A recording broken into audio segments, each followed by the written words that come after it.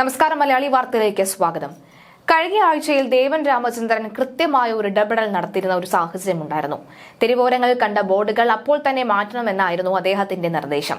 ഹൈക്കോടതിയുടെ വിധി എന്തിനാണ് നിങ്ങൾ ഇങ്ങനെ കാറ്റിൽ പറത്തുന്നത് എന്ന് ചോദിച്ചുകൊണ്ടായിരുന്നു നഗരസഭാ സ്റ്റാൻഡിംഗ് കൌൺസിലറെ നേരിട്ട് വിളിച്ച് അദ്ദേഹം വിമർശിച്ചത്.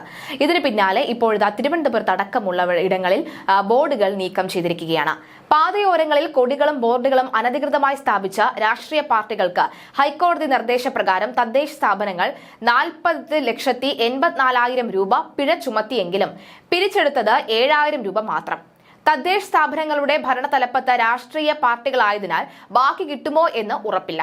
കരുതലും കൈത്താങ്ങും അദാലത്തുകൾക്ക് ഉൾപ്പെടെ വിവിധ വകുപ്പുകളും സ്ഥാപനങ്ങളും സ്ഥാപിച്ച സർക്കാർ വിലാസം ബോർഡുകൾക്ക് 1.5 ലക്ഷം രൂപ പിഴയിട്ടു എങ്കിലും 1 രൂപ പോലും പിരിച്ചിട്ടില്ല. കോടതി ഉത്തരവ് പ്രകാരം കഴിഞ്ഞ 10 ദിവസം തദ്ദേശ സ്ഥാപനങ്ങൾ നടത്തിയ തീവ്ര യജ്ഞത്തിന്റെ ഭാഗമായാണ് പിഴയും നടപടികളും. ആകെ 7.25 ലക്ഷം രൂപയാണ് പിഴ പിരിവ്. ഫലപ്രദമായി പിഴ പിരിച്ചിട്ടെത്താൽ തദ്ദേശ സ്ഥാപനങ്ങൾക്ക് കിട്ടുക 1.5 കോടി രൂപയാണ്. സംസ്ഥാനത്ത് ആകെ 50,000-ലധികം പേർ അനധികൃത ബോർഡുകളും കൊടികളും മറ്റും പാതയോരത്ത് നിന്ന് നീക്കം ചെയ്യാൻ 5 ലക്ഷം രൂപയാണ് ചെലവായത്.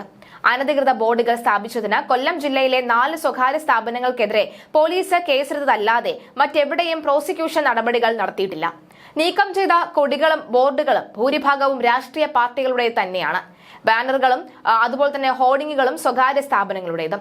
ബോർഡുകളും ഹോർഡിങ്ങുകളും കൂടുതൽ നീക്കിയത് എറണാകുളം ജില്ലയിലാണെങ്കിലും ബാനറുകളും കൊടികളും നീക്കിയത് പാലക്കാടാണ്. നീക്കിയ കൊടികളുടെയും ബാനറുകളുടെയും എണ്ണം നമുക്ക് നോക്കാം. ബോർഡ് 33,238 എണ്ണം, 7,837 ബാനറുകളാണ് നീക്കം ചെയ്തത്. അപ്പോൾ 6,604 കൊടികളും നീക്കം ചെയ്തു. 2,535 ഹോർഡിങ്ങുകളാണ് മാറ്റിയത്. 50,214 ആകെ എണ്ണം. സ്വകാര്യ സ്ഥാപനങ്ങൾക്ക് കിട്ടിയ പിഴയും പിരിവും എന്താണെന്ന് നമുക്ക് നോക്കാം. 58,55,000 രൂപയാണ് പിഴവ്. കിട്ടിയതോ 7.5 ലക്ഷം രൂപയും. മതപരവും അല്ലാത്തതുമായ സ്ഥാപനങ്ങൾക്ക് 27.25 ലക്ഷം രൂപയാണ് പിഴവിട്ടതെങ്കിലും 32,400 രൂപ മാത്രമാണ് പിരിച്ചെടുത്തത്. രാഷ്ട്രീയ പാർട്ടികൾക്ക് 40,80,000 രൂപ പിഴവിട്ടെങ്കിലും 7,000 രൂപ മാത്രമാണ് പിരിച്ചെടുത്തത്. സർക്കാർ വകുപ്പുകളും സ്ഥാപനങ്ങളിലും 1.25 ലക്ഷത്തിന് മുകളിൽ പിഴവിട്ടെങ്കിലും 1 രൂപ പോലും പിരിച്ചെടുക്കാൻ കഴിഞ്ഞിട്ടില്ല ഇതുവരെ. ദേവൻ രാമചന്ദ്രന്റെ കർശന നടപടിക്ക് ശേഷമാണ് ഇത്തരം നടപടിയിലേക്കും അതിവേഗമായി നടപടികൾ നടത്തിയത്. എന്തായാലും ഹൈക്കോടതിയിൽ വന്ന് ഈ ഒരു പിഴവ് അടച്ചില്ല എങ്കിൽ എന്തൊക്കെയായിരിക്കും സംഭവിക്കാൻ കണ്ടറിയേണ്ടതുണ്ട്. ഒരു സാധാരണക്കാരൻ ഹെൽമെറ്റ് ഇടാതെ വണ്ടി ഓടിച്ചാൽ അല്ലെങ്കിൽ മദ്യപിച്ച് വണ്ടി ഓടിച്ചാൽ കുറ്റകരം തന്നെയാണ്, ശരി തന്നെയാണ്.